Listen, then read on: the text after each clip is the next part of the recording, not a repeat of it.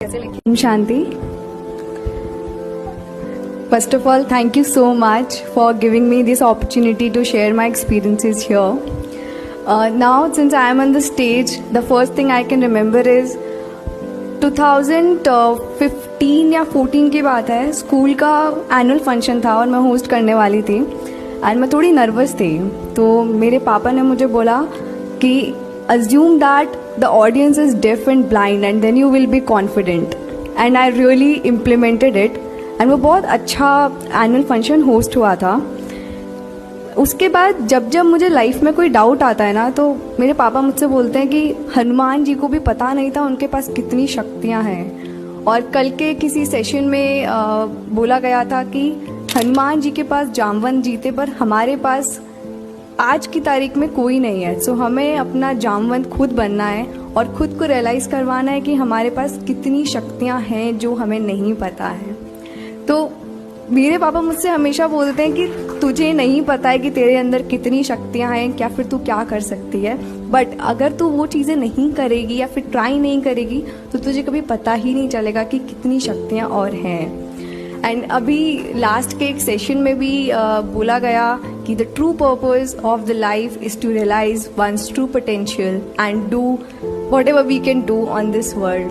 So that is the one key takeaway for me from this conference कि हमारा जो purpose है ये लाइफ का, वो हमारे अंदर जितनी भी काबिलियत है, जितना भी हमारे पास भगवान ने टैलेंट दिया है, जितनी भी कैपेबिलिटीज़ दी हैं, उसको यूज़ करना so that we can make this world a better society and सबके लिए हम कुछ ऐसा कर पाए जो आने वाली जनरेशन्स के भी काम आए.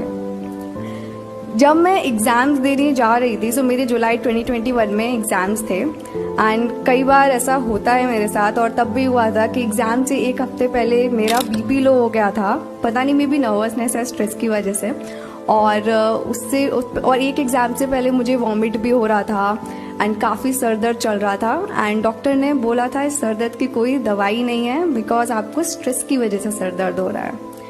तो उस टाइम में मैं बहुत नर्वस हो गई क्योंकि 3-4 साल से मैं सीए की पढ़ाई कर रही थी एंड वो मेरे फाइनल एग्ज़ाम्स थे. तो I was literally crying to my mom and मैं अपनी मम्मा को बोल रही थी कि मेरे साथ ही ऐसा क्यों हो रहा है, मेरा एग्ज़ाम से एक हफ्ते पहले तबीयत क्यों ख़राब हो रही है. एंड उन्होंने बोला कि तूने अपना बेस्ट किया है, पॉजिटिव माइंडसेट के साथ एग्ज़ाम लिखने जाओ, सब कुछ बहुत अच्छा होगा. एंड फिर भी मतलब एज अ चाइल्ड आप सब ने भी सीए की प्रिपरेशन की है, तो आपको भी पता है कि पूरे 3-4 साल पढ़ने के बाद वो आपके 8 पेपर्स कितने इंपॉर्टेंट होते हैं एंड एक एक दिन का गैप होता है, उसमें भी आपकी तबीयत ख़राब हो तो बहुत ही थोड़ा डर लगता है अंदर से कि पूरा साल ख़राब हो जाएगा. तो मैं जब एग्ज़ाम देने जाती थी तो मेरी मम्मा ने मुझे बोला था कि एग्ज़ाम स्टार्ट करने से पहले 1 या 2 मिनट का मेडिटेशन करना. एंड अभी जैसे शिवानी बहन ने भी बोला कि मेडिटेशन का मतलब ये नहीं होता कि हम कुछ सोच नहीं रहे हैं, वो तो पॉसिबल ही नहीं है. उसका मतलब ये होता है हम सही चीज़ें सोच रहे हैं, हम अपने थॉट्स को एक डायरेक्शन दे रहे हैं. तो मैं एग्ज़ाम से पहले 1-2 मिनट के मेडिटेशन में क्या बोलती थी, और जो मेरी मॉम ने मुझे सिखाया था, जो ब्रह्मा कुमारीज में बहुत टाइम से हैं, आई थिंक जब मैं 8 या 10 साल की थी तब से वो ब्रह्मा कुमारीज में है और उन्होंने तब से हमें मेडिटेशन कोर्स वो सब कराया हुआ था.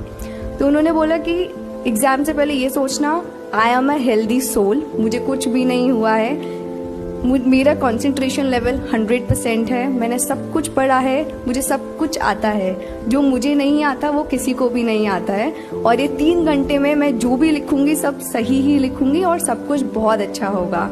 आई have all the powers, I have all the required knowledge required for the exam. And then for next 3 hours I use to feel a different kind of power and energy. Like अगर मैं आज किसी को बताती भी हूँ कि एक हफ्ते पहले मुझे हेडेक था इतना ज़्यादा और मेरा बीपी लो था, कोई विश्वास नहीं करता कि मैंने वो अपने सारे पेपर्स कैसे लिखे हैं. इनफैक्ट मुझे भी कभी कभार विश्वास नहीं होता. वो 8 पेपर्स देने के बाद मैं फिर भी बहुत डाउट में थी कि क्या होगा, कैसे पेपर्स गए हैं. बीच में एक बार मैं पेपर से आने के बाद थोड़ा सा डिजी भी फील कर रही थी और फिर मेरे पापा मुझे डॉक्टर के पास लेके गए. तो उन्होंने बोला कि मैं आपको कोई दवाई दूंगा, आपको नींद आएगी, मैं आपको दवाई दे ही नहीं सकता, आप रेस्ट करो और जितना पढ़ सकते हो उतना पढ़ो. पर जैसे हमारे एक सेशन में भी मेंशन हुआ कि हम जो पूरी साल करते हैं उसका फल हमें मिलता है रादर देन हम एग्जाम के 1-2 दिन पहले जो पढ़ते हैं. तो सिर्फ पूरे साल जो पढ़ाई की हुई थी तो वो 1-2 दिन पहले भी अगर पूरा रिवीजन नहीं हो पा रहा था तो वो चीज़ें इतनी अच्छे से आती थी कि उसका कोई अफेक्ट नहीं पड़ा मेरे एग्ज़ाम्स पे। तो एग्ज़ाम्स हो गए थे, I was positive but anxious as well. अब जिस दिन 13 सितंबर को मेरा रिजल्ट आने वाला था, उससे एक रात पहले मेरे रूम में मेरी एक फ़ोटो है जो एक्सीडेंटली मेरे भाई के हाथ से गिर गई थी। मेरा भाई यहीं बैठा हुआ है सेकंड रो में। तो मुझे ना बहुत डर लगा था, क्योंकि यूजुअली हम ऐसे देखते हैं ना सीरियल्स वगैरह में कि फ़ोटो गिर जाना एक अपशगुन होता है, कुछ बुरा होने वाला होता है।